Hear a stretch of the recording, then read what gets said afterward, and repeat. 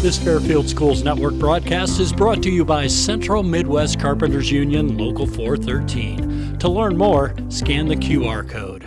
Hello everyone, I'm Garrett Lass. And I'm Abram Hattery, and we're the Fairfield Schools Network. This week has been quite eventful with marching band and cheer state results. We also have news about our girls basketball team as they got an exciting win over Wawasee and more. But first, let's send it to Brooklyn as she has some interesting weather news. Brooklyn? That's right, everyone. The first snowfall of the school year has arrived. On Saturday, the snow began to fall, and by Sunday morning, 7 to 9 inches of fresh snow had fallen. Remember to stay safe, everyone, as we approach the winter season. I'll have more weather news later. For now, let's toss it to Josh with the marching band results. The marching band went down to Indianapolis to compete in their 17th straight ISMA state competition. The marching band performed very well and finished 4th in their class. Congratulations to the group as they had a successful, amazing season, as the band director was very proud of their performance. Most of the staff was in tears, and so were the kids. Sorry, you're just catching me in the moment. So proud of these kids, the entire entity that is the F&P staff, students, parents. It takes all of us to be able to do what we do, and I think the show was really special, and I think the audience felt that today, and that's what matters. The marching band has an exciting day tomorrow as they'll be performing one last time in the main gym for the Music Boosters auction. The band wasn't the only group placing in the top 5 at state. The cheerleaders were in Newcastle for their state competition. The girls gave a solid performance and ended up finishing 4th. Congratulations to both of our amazing teams for their performance this season. Last night, our girls wrestling team had their first meet. The team worked hard, but were defeated by the Lakeland Lakers.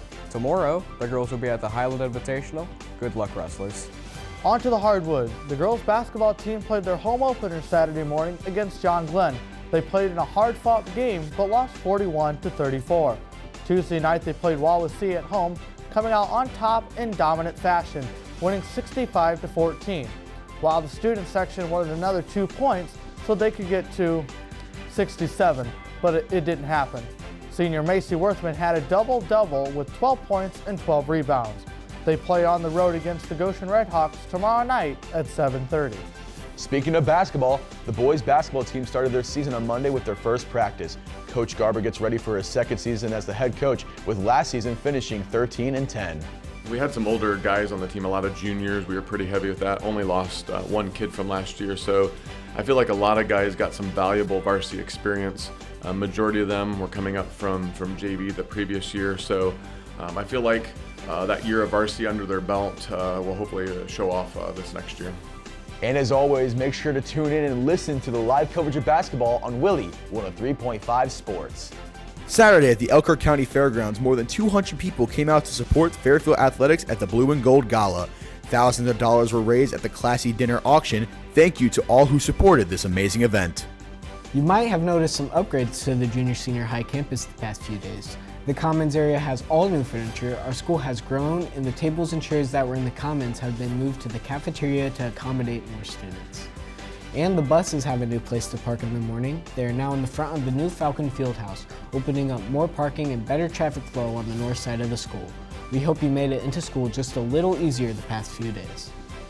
The Fairfield Building Trades class has been making a lot of progress in the house they've been building this year. The new home is located at County Road 25 and was purchased for $374,000. As you can see, not only are the walls up, but from October 22nd until now, they were able to get a lot more done on the roof, as well as putting up some touches on the walls and interior. The early snow makes things a lot more challenging, but these workers keep doing the job. This week we had our yearly Veterans Day assembly in the gym to thank our local veterans for their service. It was wonderful to see the school community gather for the assembly and celebrate our veterans, while thanking them for their service. We had 3 seniors give speeches to our junior high and high school students. The veterans were also honored with a very special video showing the respect, pride, and honor we have for our servicemen and women. The elementaries also honored our military heroes at Millersburg. They had a music program in front of a full house. The kids sang some beautiful patriotic songs and brought great energy to celebrate the special day. This week we asked our junior, senior high school students, what does Veterans Day mean to you? Let's see what they had to say. Veterans Day means, to me, paying respect to those who gave their life for our beautiful country, because if it wasn't for them, we wouldn't be here today. Veterans Day means a lot to me because my grandpa had been in the military, and it just, makes me feel pretty good because people have served for us. I get to live in this country. I'm very proud and happy to live in this country, and that couldn't come without sacrifices, and I can recognize that. And this day helps me to recognize that. It's where we remorse on the people that have served for our country, because I'm glad to be in this country. I mean, I'm a Christian, and so I am personally very thankful to be in this country. Here's a reminder that you can get your story ideas on air. If you have any stories or news for a newscast, you tell one of us or click the link in the description. And while we're giving shameless plugs, for you sophomores and juniors, it's time to start thinking about your course load next year. If you would like to be part of something special, the FSN will be looking for some new students to learn photography, storytelling, and even broadcasting games. Hello everyone, I'm Brooklyn Grossman back with your weekend weather, and tonight it's going to be 53 degrees Fahrenheit with a low of 35 with some partial clouds.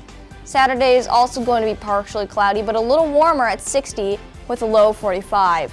Sunday unfortunately has a slight drop in temperature at 58 with a low of 39 and begins to rain. That's all for me, and now let's get back to you guys. It is now time for the fun fact of the week.